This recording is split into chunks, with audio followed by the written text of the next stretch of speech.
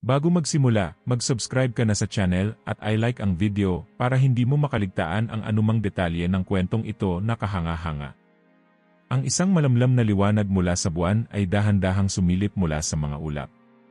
Ang kwarto ni Lucas ay tahimik, tanging ang tunog ng kanyang malalim na hininga ang maririnig.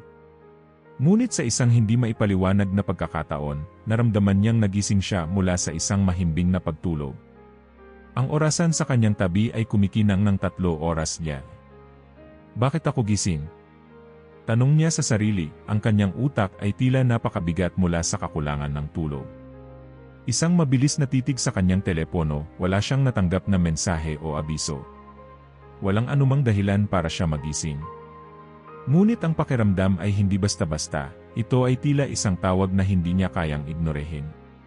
Pinilit niyang isara ang mata, ngunit ang mga saloobin ay nagsimulang mag-umapaw sa kanyang isipan. Isang katanungan ang nagpatuloy sa kanyang utak, bakit ako nagigising sa ganitong oras? Itinaas niya ang kanyang kamay upang humaplos sa kanyang noo at napansin ang malamig na pawis na tumulo mula sa kanyang buhok.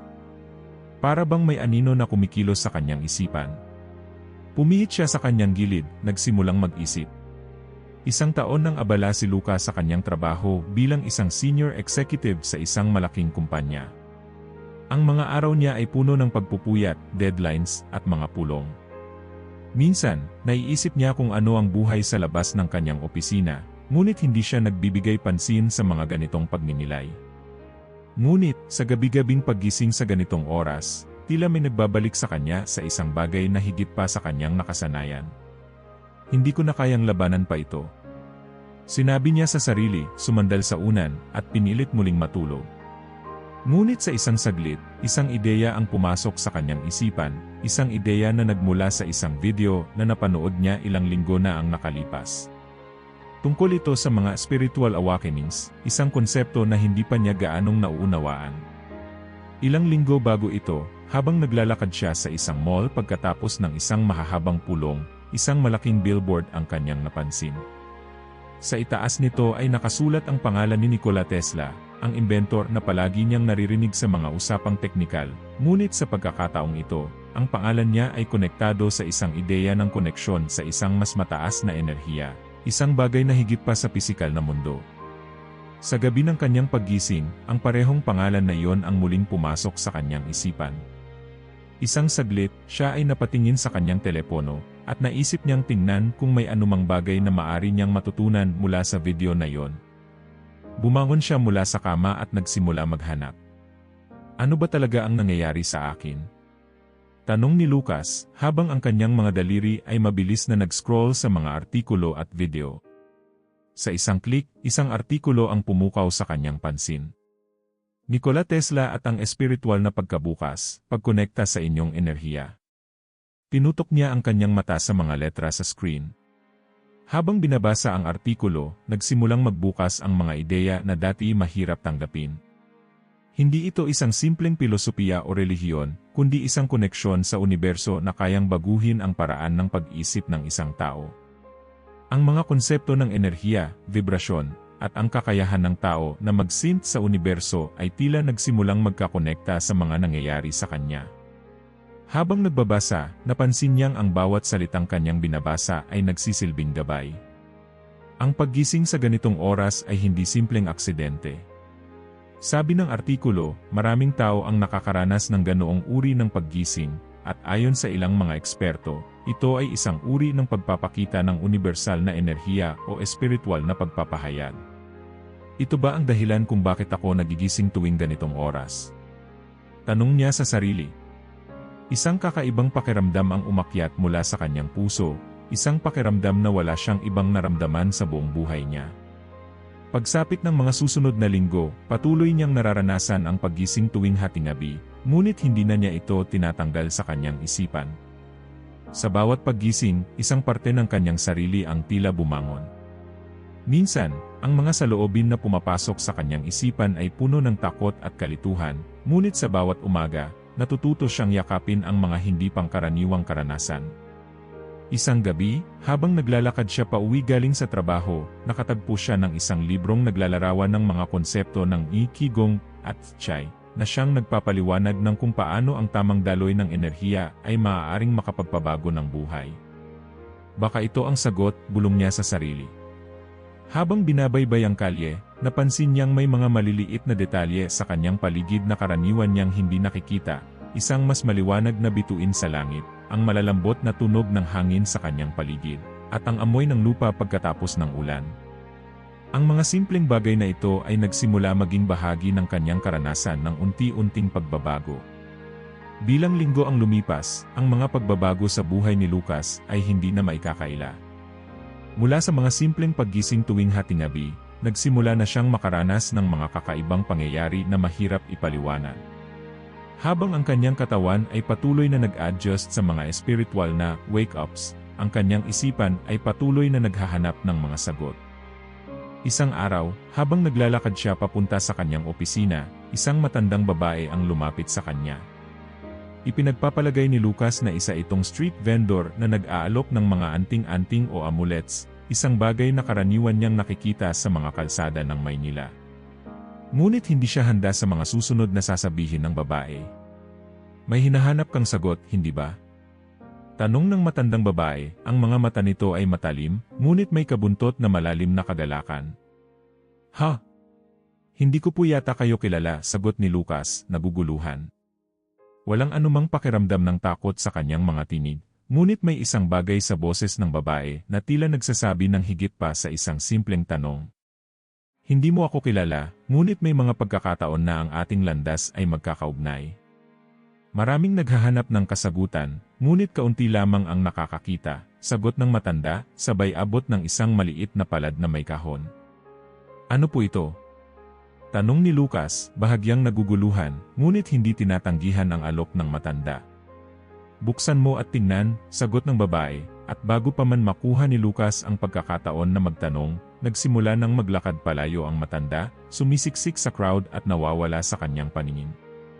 Naguguluhan, inilagay ni Lucas ang maliit na kahon sa loob ng kanyang bag pagtapos ng buong araw sa opisina. Nang bumalik siya sa kanyang apartment, umupo siya sa kanyang mesa at muling inisip ang mga kaganapan. Bakit ako pinili ng babaeng iyon? Tanong niya sa sarili. Ang kutit-kutit ng kanyang kalikutan ay napansin niya lamang nang binuksan ang kahon. Sa loob nito, natagpuan ang isang maliliit na papel, ang bawat isa ay may nakasulat na kakaibang simbolo, tila hindi pamilyar sa kanya. Habang tinitignan niya ang mga simbolo, nagsimula siyang magdalawang isip. May isang pakiramdam na parang tinatawag siya, ngunit sa kabila ng lahat ng ito, ang pag-aalinlangan ay hindi siya iniwasan. Ang sunod na araw, hindi na matanggal sa isipan ni Lucas ang mga simbolo. Maghapon siyang abala sa kanyang trabaho, ngunit tuwing magpapaalam siya sa huling mga pulong, ang mga simbolo ay patuloy na bumangon sa kanyang isipan. Siguro ito na ang pagkakataon, bulong niya sa sarili. Pumunta siya sa isang library na hindi pa niya narating noon. Kung may lugar na makakakita siya ng kaalaman tungkol sa mga simbolo, iyon ay dito. Mabilis siyang pumunta sa seksyon ng mga makaluma at mistikong aklat. Habang nag-iisa sa pagitan ng mga libro, isang makapal na aklat ang nahulog mula sa isang shelf ng walang kalabit. Isa itong mabigat na libro na may pabalat na may disenyong katulad ng simbolo sa papel na natagpuan niya. Nanginginig na binuksan ni Lucas ang libro. Ang unang pahina ay puno ng mga sinaunang sulat na tila isang pahiwatig ng lihim. Puno ng lihim na nag-aantay na matuklasan para sa mga handang makita ang nakasulat. Ang lahat ng ito ay konektado, sagot niya sa sarili, at habang binabasa niya, natutunan niyang may mga ancient texts na nagsasabi ng chakras, ng enerhiya, at ng malalim na koneksyon ng mga tao sa kosmos. Ang artikulo na nabasa niya noong nakaraang linggo ay may mga pagkakatulad sa mga ideyang iyon. Pero paano ko malalaman kung ang mga simbolo ay tama? Tanong ni Lucas sa sarili, patuloy na nagbabalik sa mga katanungan. Sa gabi ng araw na yon, muling nagising siya sa hatingabi. Hindi katulad ng mga nakaraang gabi na puno ng takot, ngayong gabi, may nadarama siyang kakaibang paghikayat. Sinundan niya ang kanyang nararamdaman, umakyat sa rooftop ng kanyang apartment, at tumitig sa kalangitan. Bakit ako dito?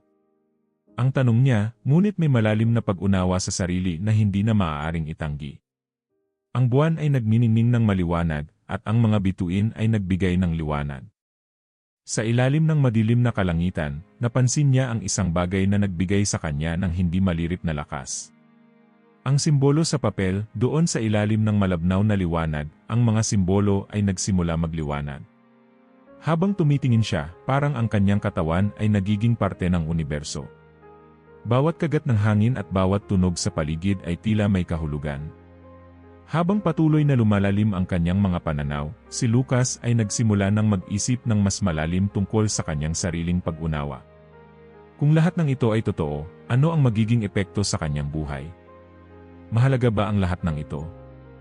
Tanong niya. Ngunit, may kabuntot na bagong layunin, ayusin ang mga pagkakabuo ng kanyang sarili, at mahanap ang mas mataas na layunin na naghihintay sa kanya. Lucas woke up earlier than usual the following day. The moonlight from the night before seemed to leave trace on his soul, and he couldn't shake the feeling that something had changed within him. His mind was filled with questions, but now, there was an overwhelming pull to know more, to dive deeper into this new reality he was beginning to perceive. It was as if the universe was slowly unwrapping a mystery that had long been hidden from his sight. Pagkatapos ng isang mabilis na almusal, nagpunta siya sa isang lugar na inirekomenda ng matandang babae, isang lumang templo na matatagpuan sa isang sulok ng syudad, malayo sa mata ng mga tao. Walang kaalaman si Lucas sa templo, ngunit sa pag-isip na maaaring doon siya makakakita ng mga sagot, hindi siya nagdalawang isip. Habang naglalakad siya papunta sa templo, naiisip niya ang mga simbolo na matagal nang nakaukit sa kanyang isipan. Kung ang lahat ng ito ay totoo, sigurado siya na may ilang uri ng karunungan na matatagpuan sa lugar na iyon, isang karunungan na makakapagbigay linaw sa mga kakaibang pangyayari na bumabalot sa kanyang buhay. Bago siya makarating sa templo, isang matandang lalaking may mahabang puting balbas ang lumapit sa kanya. Isang matalim na sulyap ang ibinigay nito kay Lucas, at ang pakiramdam ng hindi inaasahang koneksyon ay agad na sumik sa kanyang puso. Ikaw ba ay narito upang maghanap ng sagot? Tanong ng matanda, ang boses nito ay puno ng karanasan at aliw. Opo, sagot ni Lucas, nakatitig sa mga mata ng matanda. May mga simbolo na patuloy na bumabagabag sa aking isipan, at nararamdaman ko na may higit pa sa likod ng mga ito. Ang matanda ay ngumiti ng matamis at sumenyas na sumunod si Lucas. Ang paghahanap ng sagot ay hindi madali, sagot ng matanda, sabay tugon sa loob ng templo. Ngunit ang iyong katawan ang magsisilbing gabay sa iyong landas. Pagtuklas, Lucas, ay hindi lamang sa pag-iisip, kundi sa bawat hibla ng iyong pagiging. Pumasok sila sa loob ng templo, at sa bawat hakbang ni Lucas, naramdaman niya ang isang kakaibang puwersa na dumadaloy sa paligid niya. Walang mga dekorasyon o marangyang detalye sa paligid, kundi ang pinakapayak na anyo ng kabanalan, isang tahimik na lugar ng pagmumuni. Sa kabila ng mga simpleng pader at sahig ng templo, nakatayo ang isang altar sa gitna. Sa ibabaw nito ay isang maliit na simbolo, katulad ng mga nakikita ni Lucas sa mga papel na natagpuan niya, ngunit ang simbolo na ito ay mas malalim, mas makulay, at buhay. Sa ilalim ng mga simbolo, Lucas, makikita mo ang iyong tunay na kalakasan, patuloy ng matanda, ang kanyang mga mata ay nakatuon sa altar. Ang katawan mo ay may kakayahang magdala ng mga enerhiya na hindi mo pa nauunawaan. May mga tao na nakakakita ng kanilang tunay na kapangyarihan kapag natutunan nilang makinig sa kanilang katawan. Naglakad si Lucas patungo sa altar, nararamdaman niya ang pabangon ng kakaibang enerhiya mula rito. Paano ko matutunan kung anong enerhiya ang aking tinatahak? Tanong ni Lucas, sabay tanaw sa matandang lalaki. Sa pamamagitan ng pagtutok sa iyong katawan at sa iyong espiritu, sagot ng matanda. Hindi mo na kailangan ng maraming salita. Ang katawan mo ay may kakayahang magsalita, basta't marunong ka makinig. Pumuesto si Lucas sa harap ng altar at nagsimulang mag-focus sa kanyang sarili. Isinara niya ang kanyang mga mata at ipinagpatuloy ang mga malalim na paghinga. Ang unang mga hininga ay mabigat, ngunit sa paglipas ng panahon, naramdaman niya ang unti-unting pagpapalawak ng kanyang enerhiya, ang mga maliliit na alon ng kuryente na dumadaloy mula sa kanyang mga palad at paa.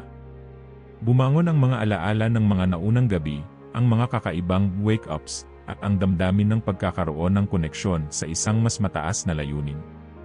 Ang mga simbolo, ang matandang babae, at ngayon ang templo, lahat ng ito ay nagsimulang magsanib sa isang bagong pangunawa. Ang katawan ko ito ay may kakayahan, bulong ni Lucas sa sarili. Habang ang mga enerhiya ay patuloy na dumadaloy sa kanyang katawan, naramdaman niya na may isang pinto na nagbukas sa loob niya, isang pinto patungo sa isang mas mataas na kamalayan. Ang mga tanong na matagal na niyang binabaliwala ay nagsimulang magkaroon ng mga sagot. Ang katawan mo ay ang unang guro, sabi ng matanda, habang ang mga mata nito ay nakatanaw sa kanya, tinitingnan ang bawat reaksyon ng kanyang katawan. Huwag mong baliwalain ang mga senyales.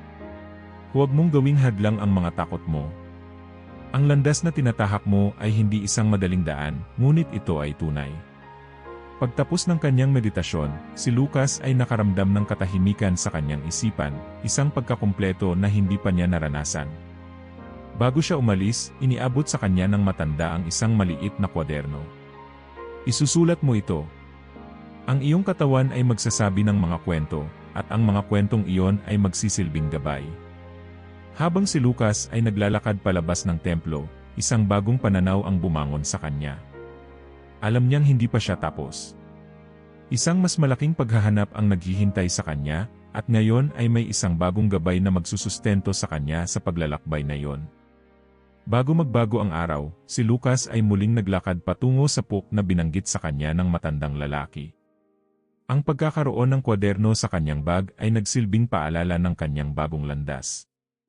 Sa mga pahina ng kwaderno, ang mga huling salitang isinulat ng matanda ay patuloy na umuukit sa kanyang isipan, ang katawan mo ay magsasabi ng mga kwento. Isang kakaibang gabing iyon. Hindi pa rin niya matukoy kung anong kabuntot na pagnanasa ang nararamdaman, isang pagnanasa na parabang ito ay hindi tungkol sa mga sagot, kundi tungkol sa mga tanong. At sa kabila ng mga aral na natutunan niya, alam niyang may isang mas malalim pang misteryo na hinihintay siyang matutunan. Pagkatapos ng ilang araw ng paghahanap, dumating siya sa isang lugar na hindi niya inaasahan, isang lihim na puok, kung saan ang simbolo na matagal nang nagpapakaba sa kanyang isipan ay muli niyang nakita. May isang malawak na pader ng bato na may mga ukit na simbolo, at sa bawat ukit, parang may buhay na nagmumula-mula dito. Ang simbolo na iyon ay matagal nang naglalagi sa kanyang mga panaginip, at ngayon, sa unang pagkakataon, ito ay nahanap. Hindi ito isang lugar na madalas makita ng mga tao, hindi rin ito madali para makarating, ngunit ang katawan niya, tulad ng sinasabi ng matanda, ay nagdala sa kanya sa tamang landas. Ang pakiramdam ng koneksyon ay mas matindi ngayon. Sa bawat hakbang na tinatahak niya, nararamdaman niyang may mga mata na nagsusubaybay, hindi ng mga tao, kundi ng enerhiya na matagal nang naghihintay sa kanyang pagdating. Ang puk na ito ay hindi para sa mga nagmamadali, ang isang boses mula sa likod ng pader ng bato ang nagsalita.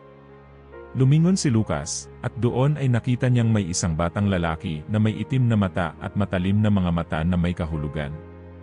Siya ay nakatayo sa isang kahoy na hakbang, tinatanaw si Lucas mula sa mataas na pader. Sa palagay ko, hindi ako nagmamadali, sagot ni Lucas, ang puso niya ay nagsisimulang mag-alala ng kaunti. May mga simbolo akong hinahanap. Tama ka, sabi ng batang lalaki. May mga simbolo na hindi mo makikita ng basta-basta. Pero dito, makikita mo ang tunay na kapangyarihan. Naglakad si Lucas patungo sa batang lalaki, at sa bawat hakbang niya, ang mga simbolo sa pader ay nagsimulang magbago ng hugis, parang sumasabay sa kanyang dalaw.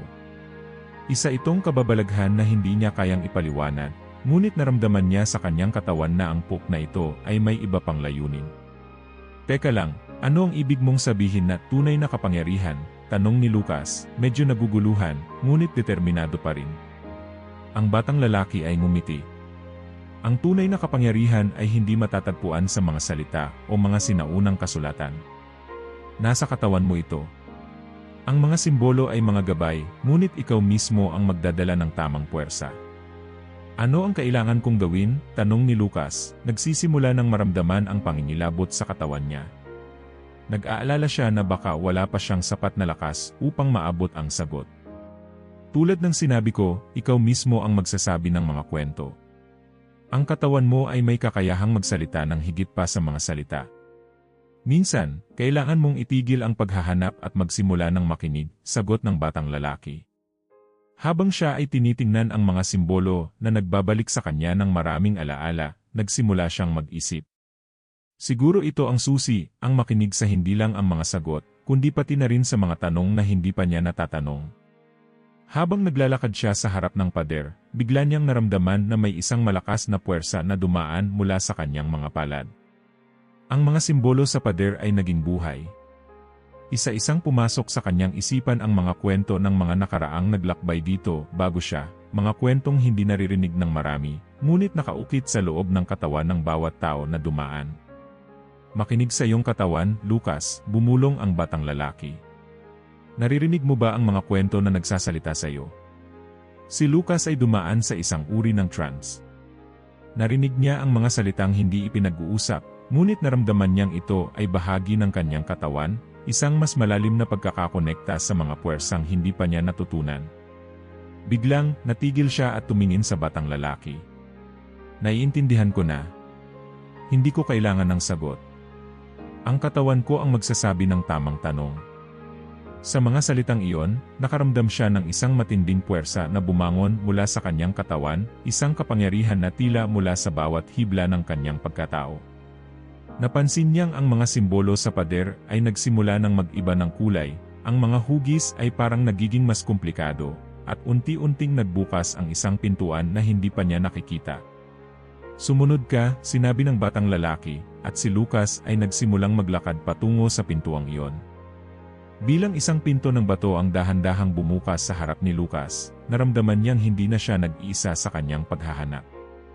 Ang pook na ito, ang mga simbolo, ang batang lalaki, ang lahat ng ito ay nagbigay sa kanya ng isang bagong layunin, isang misyon na hindi niya kayang ipaliwanag. Tila ba ang kanyang katawan at ang lugar na ito ay nagsanib upang maghatid ng isang mensahe na kailangan niyang matutunan. Ang liwanag mula sa pintuan ay pumasok, ngunit hindi ito karaniwang liwanag, may pagkakaibang dumadaloy dito. Habang siya ay pumasok, ang paligid ay nagbago. Isang malawak na kwadradong silid ang sumalubong sa kanya, may mga simbolo na umaabot sa kisam, at ang mga dingding ay tila naglalaman ng mga aklat na hindi pa niya nakita. Ang lugar na ito ay may aura ng karunungan, katalinuhan na matagal nang iniiwasan ng mga ordinaryong tao. Ang batang lalaki, na hindi pa rin nakikilala, ay sumunod sa kanya. Huwag mong isipin na ang mga aklat na ito ay magsasabi sa iyo ng lahat, sabi niya ng mahina, ang boses ay tila nagmumula sa isang lugar na malalim na sa loob ng kanyang sarili. Ang tunay na katalinuhan ay hindi mula sa salita, kundi mula sa nararamdaman ng iyong katawan. Naglakad si Lucas patungo sa isang mesa na may mga pira-pirasong papel at mga sinaunang aklat. Tumayo siya sa harap ng isa sa mga aklat, at doon, natagpuan niya ang isang pahina na may isang simbolo na matagal na niyang hinahanap, ang simbolo ng nakatagong kapangyarihan. Isang simbolo na bumabalot sa kanyang utak, na nag-ugnay sa lahat ng mga katanungan na matagal na niyang kinakalabit. Alam mo ba kung ano ang ibig sabihin nito? Tanong ng batang lalaki, na ngayon ay tumayo sa likod niya. Sagot ni Lucas na may kaba sa kanyang boses. Ito ay ang simbolo ng balansing puwersa, ng pagiging isa sa lahat ng bagay. At ano ang ibig sabihin nun para sa iyo? Tanong ng batang lalaki, na tila hinahanap ang tunay na kahulugan sa mata ni Lucas. Habang nagmamasid si Lucas sa simbolo, napansin niya na ang mga linya ay nagsimulang magliwanag, parang nagbabago ng hugis. Ang simbolo ay nagsimulang magmukhang mas komplikado, at ito ay nagbigay sa kanya ng isang puwersa na mahirap ipaliwanag, isang puwersa na parang umaabot sa kanyang katawan, binabagtas ang bawat ugat at napupuno siya ng isang kakaibang pag-unawa. Ibig sabihin nito, hindi ko pa naabot ang ganap na pag-unawa. Ang kapangyarihan ay hindi isang bagay na makukuha o mapapaamo, ito ay nasa loob natin, naghihintay na mailabas. Ang katawan mo ay magsasabi sa iyo ng mga kwento, muling sinabi ng batang lalaki. Ang katalinuhan ay hindi palaging matatagpuan sa mga aklat. Minsan, ang katalinuhan ay nakatago sa kung paano natin nararamdaman ang mundo. Si Lucas ay nanatili sa harap ng simbolo, nag-iisip ng malalim. Ang mga simbolo na nakita niya at ang mga bagay na natutunan mula sa mga aklat ay hindi sapat upang makuha ang kabuuan ng kanyang misyon. Ngunit nang makita niyang ang bawat linya ng simbolo ay tila bumangon mula sa pahina at umabot sa kanyang katawan, naisip niyang tama nga ang batang lalaki. Ang tunay na katalinuhan ay hindi makikita sa mga salita, kundi sa mga nararamdaman at sa koneksyon ng lahat ng bagay. Lumapit si Lucas sa mesa at tiningnan ang mga pira-pirasong papel. Isa-isa niyang binasa ang mga ito, at bawat isa ay naglalaman ng mga simbolo na parang tumutugma sa mga nararamdaman niya, mga piraso ng isang mas malaking kabuuan na siya lamang ang makakakita. Isang bagay ang malinaw, ang bawat hakbang niya ay nagdadala sa kanya ng mas mataas na pagkaunawa. Sa tuwing tatahak ka, Lucas, ay may isang mas mataas na katalinuhan na magbubukas sa iyong harapan. Ngunit kailangan mong matutunan kung paano magpatawad sa iyong sarili at tanggapin ang iyong mga kahinaan, sabi ng batang lalaki, na tila may malalim na pagkaalam sa mga nangyayari sa katawan ni Lucas. Kapag naintindihan mo ang mga limitasyon mo, doon mo matutuklasan ang iyong tunay na lakas. Ang mga salitang iyon ay tumago sa puso ni Lucas, at sa oras na iyon, nagkaroon siya ng isang matinding pagninilay. Ang katalinuhan ay hindi tungkol sa pagiging perpekto o pagkakaroon ng sagot sa lahat ng tanong. Ito ay tungkol sa pagiging handa na tanggapin ang ating mga kahinaan at gamitin ang mga ito bilang lakas. Ang pintuan sa likod ng silid ay muling bumukas. Si Lucas ay napatingin at nakita ang isang pamilyar na imahe, ang matandang lalaki na unang nagbigay sa kanya ng kwaderno. Nakita mo na ba, Lucas? Ang tunay na puwersa ay hindi ang kung ano ang nalalaman mo, kundi kung paano mo ito ginagamit. Bumalik si Lucas sa mesa, binanggit ang mga salitang iyon sa kanyang isipan. Ang bawat hakbang na siya ay gumawa mula nang simulan ang kanyang paglalakbay ay may dahilan, at lahat ng ito ay magdadala sa kanya sa mas mataas na pagkakaunawa. Ang katawan niya ay magsasalita, at sa wakas, magiging buo siya. Sa sumunod na mga araw, ang mga katanungan ni Lucas ay naging mas malalim. Ang silid na puno ng mga aklat at simbolo ay nagbigay sa kanya ng mas malinaw na pagkaunawa, ngunit may isang bagay na patuloy na kumakalabit sa kanyang isipan. Ang batang lalaki at ang matandang guro ay nagsabi ng mga salitang nagbukas ng mga pintuan sa kanyang kamalayan, ngunit mayroon pang isang bahagi ng kanyang paglalakbay na hindi pa nasusumpungan. Habang naglalakad siya sa madilim na kabubatan na nasa labas ng templo, nararamdaman niyang ang bawat hakbang ay mas mabigat. Ang mga puno ay tila may mga mata, at ang hangin ay may malalim na sigaw, isang tunog na puno ng misteryo at takot. Sa kabila ng lahat ng natutunan niya, hindi pa rin siya handa para sa kung anong darating. Ang batang lalaki ay nagpakita sa kanyang harapan, ang mga mata nito ay puno ng seryosidad. Ang tunay na paglalakbay ay hindi magtatapos sa iyong nakaraan, Lucas. Ang dilim ay naghihintay sa iyo, at ito ang magtutulak sa iyo upang tunay na malaman kung anong klaseng tao ka, wika nito. Bilang sagot, si Lucas ay tumingala at nakita ang isang matinding liwanag na tila nagsisimula mula sa isang napakaliit na tuldok sa malayo. Hindi siya natatakot. Ang mga kasamahan niya sa temple ay nagsabi na ang liwanag ay isang paalala ng tamang daan. Ngunit sa kabila ng liwanag na iyon, may nakatagong dilim na patuloy na sumusubok sa kanya. Ang bawat hakbang ay may kapalit, sabi ng batang lalaki. Ang daan na tinatahak mo ay maghahatid sa iyo sa mga pagsubok na magbubukas sa iyong mga mata. Lumapit sila sa isang clearing, kung saan ang mga puno ay nagbigay daan sa isang napakaliit na lawa. Ang tubig ay malinaw, ngunit sa ilalim nito, may mga anino na kumikilos, mga animong nilalang na nakatago sa kadiliman. Tumingin si Lucas sa batang lalaki. Anong ibig sabihin nito? Ang dilim ay hindi palaging masama, sagot ng batang lalaki. Minsan, ito ay ang kinakailangang proseso ng paglago. Ngunit hindi ito madali. Bigla, ang tubig ay gumalaw, at isang kakaibang nilalang na may mga mata na naglalaman ng mga bituin ang sumulpot mula sa ilalim. Isa itong nilalang na may mga pakpak na tila gawa sa alikabok at ang katawan ay puno ng mga mata. Ang mga mata nito ay nakakapit kay Lucas, at agad niyang naramdaman ang isang malupit na puwersa na nagmumula dito. Huwag matakot, sabi ng batang lalaki, kailangan mong tanggapin ang lahat ng bahagi ng iyong sarili, kahit ang pinakamadilim na aspeto. Ang nilalang na ito ay nagsisilbing pagsubok para sa iyo. Ang nilalang ay lumapit, at si Lucas ay nagkaroon ng hindi maipaliwanag na takot. Ang bawat hakbang ng nilalang ay tila nagpapalakas ng takot na nararamdaman niya, ngunit sa isang iglap, napagtanto niya ang isang mahalagang bagay, hindi niya kailangang takutin ang dilim. Ang dilim ay bahagi ng kanya, at sa pamamagitan ng pagtanggap dito, matututo siya ng higit pang mga leksyon. Naglakad si Lucas patungo sa nilalang at nilapitan ito ng may tapang. Ang mga mata ng nilalang ay nagbago ng kulay, at bigla niyang naramdaman ang isang hangin na dumaan, parang isang malamlam na amoy ng mga bulaklak sa disyertong dulo ng mundo. Ang takot ay naging kalmado, at ang puwersang nagmumula sa nilalang ay naging isang pag-unawa. Ang dilim ay hindi dapat takutin, Lucas, wika ng batang lalaki sa likod niya. Ito ang bahagi ng iyong kabanalan. Ang bawat hakbang na tinatahak mo ay dinala ka sa pag-unawa sa iyong sarili. Mabilis na nawala ang nilalang at ang paligid ay nagbago. Ang mga puno ay nagbukas at nagbigay daan sa isang malawak na disyerto. Ang araw ay sumikat, ngunit may malamlam na kulay ang kanyang liwanag. Ito ay tila kakaiba, tulad ng isang bagong umaga na dumating matapos ang isang malalim na gabi. Ang paglalakbay na ito ay magdadala sa iyo sa mga bagong pagsubok, sabi ng batang lalaki. Ngunit ang unang hakbang ay dapat mula sa iyong sarili, ang pagtanggap sa iyong mga kahinaan at kalakasan. Si Lucas ay nanatili sa gitna ng disyertong ito, pakiramdam ang bawat hibla ng kanyang katawan ay gumagalaw sa isang bagong pag-unawa. Nais niyang magpatuloy, ngunit alam niyang may mas maraming aral na hinihintay sa kanya.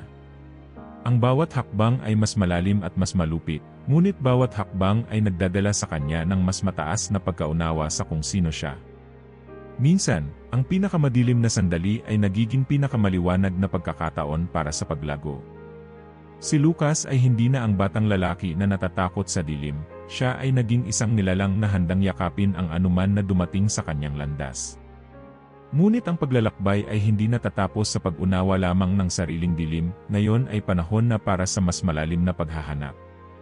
Pagkatapos ng kakaibang pagsubok sa lawa, nagsimula ang isang serye ng mga pangyayari na magtutulak kay Lucas na mas lalalim pa sa misteryo ng templo at ang kanyang natatagong kapangyarihan. Puno ng tanong, nagsimula siyang maglakbay papunta sa isang lugar na hindi pa niya kailanman narating, ang sentro ng templo. Ang daan patungo doon ay masikip at makipot, at ang bawat kanto ay tila naglalaman ng isang bagong pagsubok. Ang mga pader ng templo ay puno ng mga inskripsyon na hindi maintindihan, at ang mga simbolo ay nagsimula ng magbago sa harap ng kanyang mga mata, tulad ng isang puzzle na naghihintay na malutas. Habang siya ay naglalakad, ang batang lalaki, ngunit sa pagkakataong ito ay mas matanda at may kalalimang karunungan, ay nagpakita sa kanyang harapan. Tinutulungan kita sa pamamagitan ng mga hakbang na hindi mo pa nauunawaan, sabi nito. Ngunit ang mga susunod na hakbang ay hindi mo kayang tahakin mag-isa. Ang mga hakbang na ito, ano ang ibig mong sabihin? Tanong ni Lucas. Nais ko lamang malaman kung ano ang hinahanap ko rito. Ang hinahanap mo, Lucas, ay hindi matatagpuan sa mga aklat o sa mga simbolo lamang. Ang tunay na lihim ay nasa iyong puso. Ngunit kailangan mong harapin ang iyong takot na maglakbay mag-isa, na walang gabay. Sa sinabi ng batang lalaki, isang matinding pakiramdam ang gumugol sa buong katawan ni Lucas, isang takot at sabayang pagnanasa na magsimula ng isang bagong yugto ng kanyang buhay. Tumingin siya sa harap at nakatagpo ng isang pinto. Ang pinto ay gawa sa kahoy na may mga alon ng ginto na kumikislap sa ilalim ng ilaw ng buwan. Sa paligid nito, may mga sinaunang simbolo ng mahika, mga runa na hindi niya maintindihan. Ano ang pinto na ito? Tanong ni Lucas. Ang pinto na ito ay magdadala sa iyo sa isang bagong pagsubok. Kung nais mong lumaban, dapat mong maghanda. Sagot ng batang lalaki. Huwag mag-atubiling magpatuloy. Pinilit ni Lucas na magpatawad sa sarili at ipagpatuloy ang paglakbay. Siya ay tumayo sa harap ng pinto at hinawakan ito. Nang ginugol niya ang kanyang mga daliri sa mga runa, biglang sumabog ang isang alon ng enerhiya mula sa loob ng pinto. Naramdaman ni Lucas ang kanyang puso na dumadaming bilis at ang pinto ay nagsimulang magbukas. Sa kanyang pagpasok, isang dilim na mas malalim at mas malamig ang tumanggap sa kanya. Habang siya ay papasok sa bagong daigdig, ang mga pader ng lugar ay nagbukas sa isang malawak na sala na puno ng mga kristal. Ang mga kristal na ito ay kumikislap at umiikot, naglalabas ng mga matinding ilaw. Ang silid ay tila isang simbolo ng lahat ng kanyang natutunan, ngunit ang katanungan ay, paano niya malalaman kung paano gamitin ito? Ang mga kristal na ito ay may kapangyarihan, wika ng batang lalaki, na muling nagpakita sa gilid ng silid. Ngunit ang kapangyarihan ay wala sa kanila. Nasa iyong mga kamay ito. Kailangan mong matutunan kung paano ito gamitin. Ang mga kristal ay hindi simpleng mga bato, ang bawat isa sa kanila ay may sariling kwento, sariling mga alon ng enerhiya na sumasaklaw sa buong mundo. Ngunit paano magpapasya si Lucas kung aling kristal ang gamitin? Habang tinitingnan ang paligid, napansin ni Lucas na ang bawat kristal ay may iba't ibang kulay, mga pula, mga asul, mga luntian, at sa bawat kulay ay nararamdaman niyang may mga emosyon, isang bahagi ng kanyang sariling katauhan. Ang pula ay nagdudulot ng galit, ang asul ay may kalmadong enerhiya, at ang luntian ay puno ng buhay at pag-asa. Lahat ng ito ay mga aspeto ng sarili niyang kaluluwa. Nang ilapit niya ang kanyang kamay sa isang kristal na may dilaw na liwanag, bigla niyang naramdaman ang isang sumabog na pakiramdam ng kapangyarihan. Ang kristal ay kumislap at ang lahat ng ilaw sa paligid ay nagbago. Ang mga kristal ay nagsimulang mag-iba ng kulay at sumabog sa mga alon ng enerhiya, kaya't ang buong lugar ay naging isang kalikasan ng kapangyarihan at pag-aalab. Anong nangyayari? Tanong ni Lucas, na nagsisimula ng mawalan ng kontrol sa kanyang nararamdaman. Pinili mo na ang iyong landas, sagot ng batang lalaki.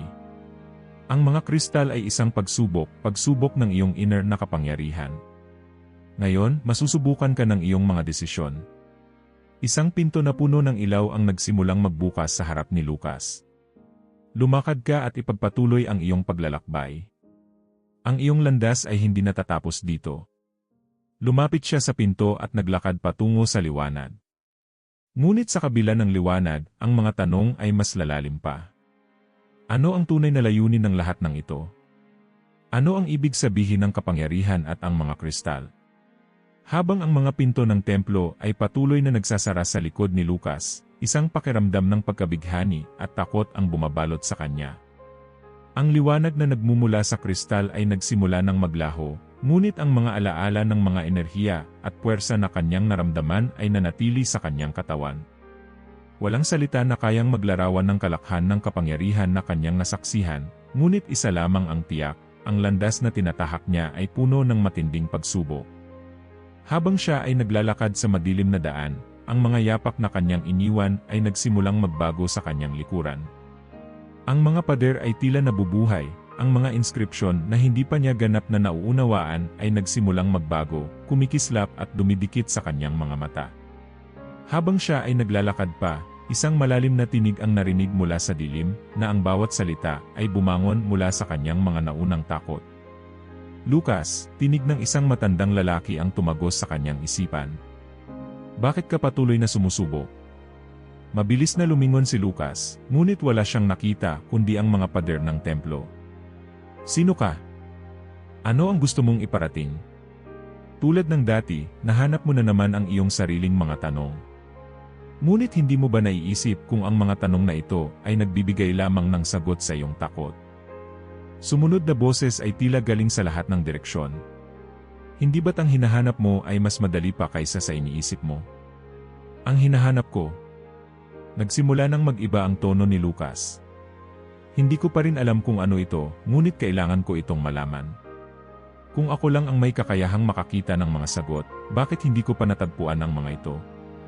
Ang mga boses ay tumahimik, ngunit ang mga pader ng templo ay nagpatuloy sa kanilang kakaibang galaw.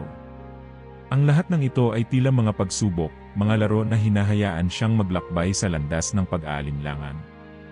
Ngunit habang siya ay naglalakad patuloy, hindi siya pinapayagan ng takot na tumigil. Lahat ng mga puwersa ay patuloy na nag-udyok sa kanya na magpatuloy sa paglakbay, kahit na ang kalakasan ng kanyang kalooban ay tinutukso. Ngunit hindi lang takot ang naramdaman ni Lucas, may mga pagnanasa ring pumasok sa kanyang isipan. Ang mga tanong ay mas naging matalim at isang tukso ang muling lumitaw. Nais niyang makita ang mga sagot at madama ang tagumpay, ngunit hindi niya matanggap ang mga konsepto ng sakripisyo at pagtitiis. Saan ang hangganan? Hanggang saan siya kayang magsakripisyo? Habang ang bawat hakbang ay tila naghuhulog ng mas matinding presyon, dumating si Kayla sa tabi niya. Ang kanyang presensya ay isang pampatibay loob. Lucas, sabi ni Kayla na may kalmadong tinig, huwag mong kalimutan na hindi ka mag-isa sa lahat ng ito. Lumiko si Lucas at nakita ang kanyang kaibigan na ang mata ay puno ng malasakit at walang takot. Kayla, Ano ang ibig mong sabihin? Paano kita matutulungan? Paano ba ako makakalabas sa lahat ng ito? Huwag mong hayaan ang takot na magdikta ng iyong hakbang, sabi ni Kayla. Hindi ito ang panahon ng mag-isa. Ang bawat hakbang na tinatahak natin ay may kasamang lakas mula sa iba. Naramdaman ni Lucas ang bigat ng kanyang kaluluwa, ngunit ang mga salita ni Kayla ay tila nagsilbing ilaw sa madilim na daan. Nang muling tiningnan ni Lucas ang daan, nakita niyang hindi na siya mag-isa. Habang ang kanyang pakiramdam ay puno ng pagdududa at pag-aalinlangan, sa paligid niya ay may mga taong nag-aalok ng kanilang suporta. Ang mga naunang kaibigan, mga tao na nagbigay sa kanya ng lakas. Ang templo ay hindi isang lugar ng pag-iisa, kundi isang simbolo ng mga bagay na maaari niyang matutunan, at higit sa lahat, ng mga tao na maaari niyang yakapin. Hindi natin alam kung ano ang naghihintay sa atin, patuloy ni Kayla. Pero sa bawat hakbang, matututo tayo. Hindi lang ang mga kristal ang magbibigay sa atin ng lakas, tayo mismo ay may kakayahan sa loob natin. Tumango si Lucas, at naisip na kung ang kanyang lakas ay hindi nagmumula lamang sa mga kristal, kundi mula sa kanyang sariling determinasyon at sa mga koneksyon na nabuo sa kanyang buhay. Hindi ko na kailangan ng lahat ng sagot, Kayla, sabi niya, habang nagsisimula siyang maglakad ng mas matatag. Ang kailangan ko ay magpatuloy sa hakbang, at ang bawat hakbang ay may kabuntot na halaga. Ang mga pader ng templo ay nagsimulang magbago, hindi na tulad ng isang hadlang, kundi isang daan. Isang malakas na tunog ang narinig nila mula sa dilim, at ang isang pinto ay nagbukas sa kanilang harapan. Isang bagong pagsubok, wika ni Lucas, pero handa na akong harapin ito. Tumayo sila ng magkasama, at nang magtulungan sa mga pagsubok na naghihintay sa kanila, nagpatuloy silang naglakbay patungo sa kanilang pinagmulan, hindi para lumaban sa isang laban, kundi para sa tunay na pag-unawa sa kanilang mga sarili. Habang ang mga pader ng templo ay nagsimulang magbukas, isang malalim na sigaw ang umabot sa kanilang mga pandinig. Ang tunog ng mga bakal na tumama sa bato ay parang isang awit ng galit at pangangailangan. Ang isang pinto na tila pinagmumulan ng kakaibang liwanag ay nagsimulang magbukas, na nagdadala sa kanila ng bagong pag-asa at takot. Ang huling pagsubok, wika ni Kayla, na may takot ngunit determinadong tinig. Alam ko na hindi ito magiging madali. Si Lucas, na tumingin sa pinto, ay nag-isip ng mga saloobin na puno ng tensyon. Puno na siya ng mga tanong at pag-aalinlangan, ngunit ang natutunan niya mula kay Kayla at sa mga pagsubok na kanilang hinarap ay ang kahalagahan ng hindi pagsuko. Hindi pa niya natutuklasan ang buong katotohanan, ngunit ang bawat hakbang ay patuloy na nagtutulungan sila. Anong inaasahan nating makikita dito? Tanong ni Lucas. Ang kanyang boses ay naglalaman ng kabangisan sa bawat salitang binibigkas. Baka may kasunod na karanasan, sagot ni Kayla. Baka ang kapangyarihan na matagal na nating hinahanap ay narito. O kaya'y isang bagong pagsubok na susubok sa ating katatagan. Pagdako nila sa loob ng silid, natagpuan nila ang isang malawak na espasyo. Ang mga dingding nito ay natatakpan ng kumikislap na mga inskripsyon at mga kristal na kumikislap sa bawat sulok ng silid. Ang mga kristal ay may kulay na tila nagbabago sa bawat sulyap ng mata, mula sa malalim na asul hanggang sa matinding pula at dilaw. Ang bawat isa sa kanila ay parang may buhay, na parang binibigyan ng isang hindi nakikitang kapangyarihan. Ang pinto sa likuran nila ay nagsara ng mahigpit, na nagbigay sa kanila ng pakiramdam ng pagkatrap. Walang daang palabas, ngunit ang silid ay tila naghihintay ng isang pagsubok. Naglakad sila ng magkasama, sinusuri ang paligid ng maingat. Ang lugar na ito may kakaibang enerhiya, sabi ni Lucas, ang kanyang boses ay may kabangisan at takot. Tila ba may isang uri ng presensya rito? Habang patuloy silang naglalakad, isang kakaibang tunog ang sumik mula sa gitna ng silid. Isang matanglaw na liwanag na bumangon mula sa gitna ng mga kristal, at isang figura ang nagmula-mula rito. Isang anino na may hugis ng isang tao, ngunit hindi maaaring tukuyin kung ito ay formal na tao o isang nilalang na may iba pang anyo. Lucas. Kailan? Ang tinig na dumaan sa hangin ay nag-imbita ng takot sa kanilang mga kaluluwa. Ang boses na yon ay puno ng pagnanasa at galit. Matagal ko nang iniiwasan ang ganitong pagdating. Ang figura ay lumapit, at sa bawat hakbang nito, ang bawat kristal sa silid ay kumikislap, at ang hangin ay nagbago, naging mas mabigat at malamig. Sino ka? Tanong ni Lucas, ang kanyang boses ay nagpapakita ng parehong takot at kuryosidad. Ang figura ay nagpakita ng sarili nitong mukha. Isang tao na may malamlam na mata, at ang mukha ay may mga pagkakapantay-pantay ng kabutihan at kasamaan. Ako ang tagapangalaga ng balanseng kapangyarihan, wika nito ng malamlam na tinig. At kayo, mga nilalang na nagpupunyagi, ay nahaharap sa isang pagsusulit na magtutukoy kung saan mapupunta ang mga enerhiya ng mundong ito. Kaila ay naglakad pasulong. Paano kami makakatulong? Ano ang layunin ng lahat ng ito? Layunin? Paano kung ang tunay na layunin ay hindi ang iyong sariling kapangyarihan, kundi ang kapangyarihan ng bawat nilalang sa paligid mo? Tanong ng tagapangalaga. Ang mga kristal at mga puwersang nakapaligid sa iyo ay nagbibigay lamang ng ilan sa lakas. Ang tunay na pagsubok ay hindi tungkol sa pagkuha ng kapangyarihan, kundi ang pagkakaroon ng balanse sa pagitan ng lakas at kahinaan, liwanag at dilim. Naglakad si Lucas patungo sa harap ng figura. Paano kami magkakaroon ng balanseng kapangyarihan kung hindi namin kayang magtiwala sa isa't isa? Kung ang bawat isa sa amin ay natatakot sa mga desisyon na nagmumula sa puso. Ang tagapangalaga ng balanseng kapangyarihan ay ngumiti ng matalim. Wala nang ibang makakakita ng lahat ng puwersa kundi ikaw lamang. Sa bawat hakbang na iyong tatahakin, magkakaroon ka ng pagkakataon upang itama ang mga pagkakamali, ngunit ang mahalaga ay ang iyong landas, kung paano mo pinipili ang mga bagay na itinuturing mong tama. Naramdaman ni Lucas na tila nabubuksan ang kanyang mga mata. Habang ang tagapangalaga ay nagpatuloy sa kanyang pananalita, unti-unti niyang naisip ang higit pang mga tanong. Kung ang bawat hakbang ay may kasamang paghahanap ng balanse, kung ganito ang mga susunod na pagsubok, ang tanong ay kung paano ba talagang makakamtan ang ganap na kapangyarihan. Ang tagapangalaga ng balanseng kapangyarihan ay sumulyap kay Lucas, na ang kanyang mga mata ay naglalaman ng parehong kabuntot ng pagpapatawad at puot. Pinili mo ba na magpatuloy? Ang susunod na hakbang ay nakasalalay sa iyong desisyon. Nagkasabay si Lucas at Kayla sa pagtingin sa isa't isa. Ang kanilang mga mata ay naglalaman ng parehong tanong, ngunit sa mga sandaling ito, hindi na sila maghihiwalay. Ang kanilang lakas, kanilang tiwala sa isa't isa, ay ang tanging bagay na maaaring magbigay sa kanila ng lakas upang magpatuloy. Sabi ni Lucas, ang kanyang tinig ay naglalaman ng pagpapasya. Magpapatuloy kami. At sa pagpatuloy nilang magkasama, nagsimulang magliwanag ang buong silid. Ang mga kristal ay kumikislap, ang hangin ay nagsimulang maging maligaya, at sa gitna ng lahat ng ito, natutunan nila ang tunay na kahulugan ng balanseng kapangyarihan, hindi lamang sa mga kristal, kundi sa bawat nilalang na may lakas at kahinaan. Ang liwanag mula sa mga kristal ay nagbigay ng kakaibang aura sa buong silid, parang isang panaginip na nagiging katotohanan. Sa bawat hakbang na tinatahak nila, ang hangin ay tila humihigop sa kanilang mga katawan, nag-aanyaya ng isang hindi maipaliwanag na sensasyon ng pagkabighani at takot. Ang mga pader ng templo ay parang nabubuhay, sumasabay sa kanilang galaw, at ang bawat tunog na nagmumula sa paligid ay may kakaibang resonance, isang tunog na may kapangyarihang sumalungso sa kanilang mga kaluluwa. Lucas at Kayla ay magkasabay na naglakad patungo sa isang malaking pinto na matatagpuan sa dulo ng silid.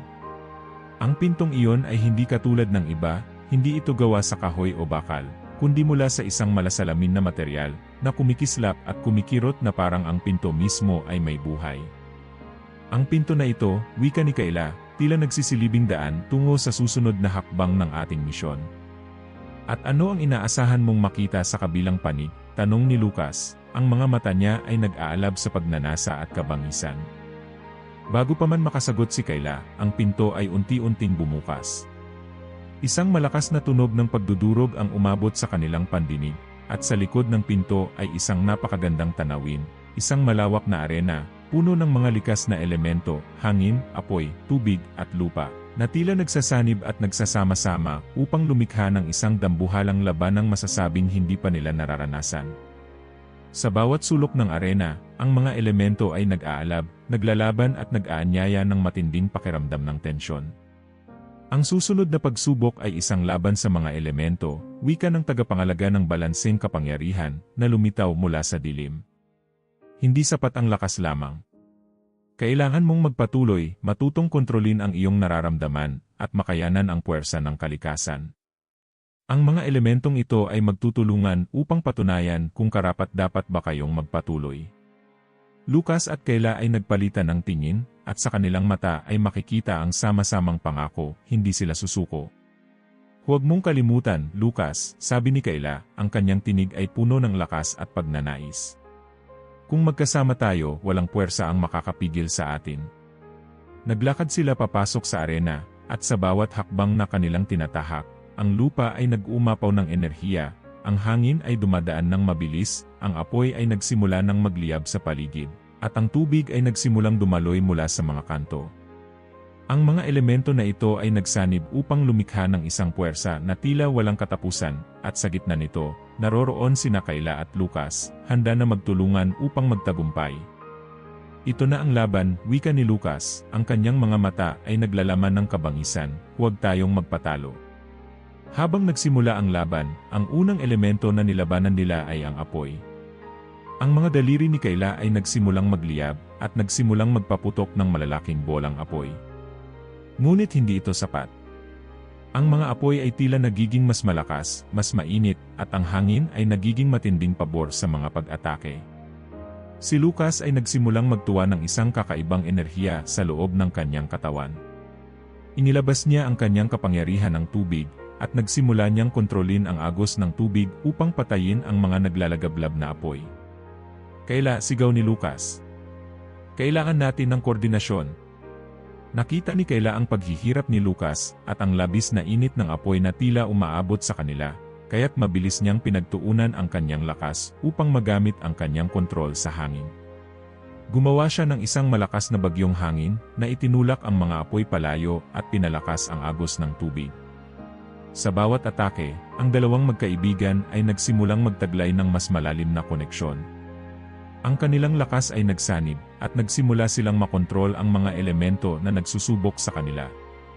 Hanggang sa natutunan nila kung paano magpatibay ng kanilang puwersa, nagsimula nilang pigilan ang mga sumasalungso sa kanila. Ngunit hindi iyon ang katapusan. Bigla, ang lupa ay nagkaroon ng kakayahang gumalaw. Isang dambuhalang haligi ng lupa ang tumalbog mula sa ilalim ng kanilang mga paa, at si Kayla at Lucas ay nahulog sa ilalim nito. Tumilapon sila sa ilalim ng mabagsik na lupa, ngunit bago pa man sila masaktan, naglabas si Lucas ng isang napakalaking alon ng tubig upang ihinto ang pagbagsak. Samantala, si Kayla ay gumamit ng isang malakas na hihip ng hangin upang ibalik ang kanilang mga katawan sa itaas. Ang elementong ito, sabi ni Kayla, ang kanyang boses ay puno ng takot, tila walang katapusan. Ngunit alam nila na hindi nila pwedeng magpatalo. Sa bawat pagsubok na inilalagay sa kanilang harapan, unti-unti nilang natutunan ang mga puwersang bumabalot sa kanila. Bagaman napakahirap at maraming pagkakataong natatakot silang mawala ng lakas, hindi sila nagbigay. Hanggang sa ang mga elemento ay nagsimulang humupa, at ang lahat ng puwersa ay nagiging balanse. Si Lucas at Kayla ay nahulog sa lupa, hinal na hinal, ngunit matamis ang kanilang tagumpay. Ang mga elemento ay nagsimulang maglaho at ang buong arena ay pumanatag. Sa wakas, natutunan nila ang pinakamahalagang aral na ang tunay na lakas ay hindi nakasalalay sa pagkontrol ng mga elemento, kundi sa pagkakaroon ng balansing puwersa sa pagitan ng lahat ng bagay. Kung nakarating ka hanggang sa dulo ng video na ito, mag-iwan ng komento gamit ang salitang bangon sa ibaba. Gusto naming malaman kung sino ang mga talagang nakatutok hanggang sa huli. Salamat sa panonood.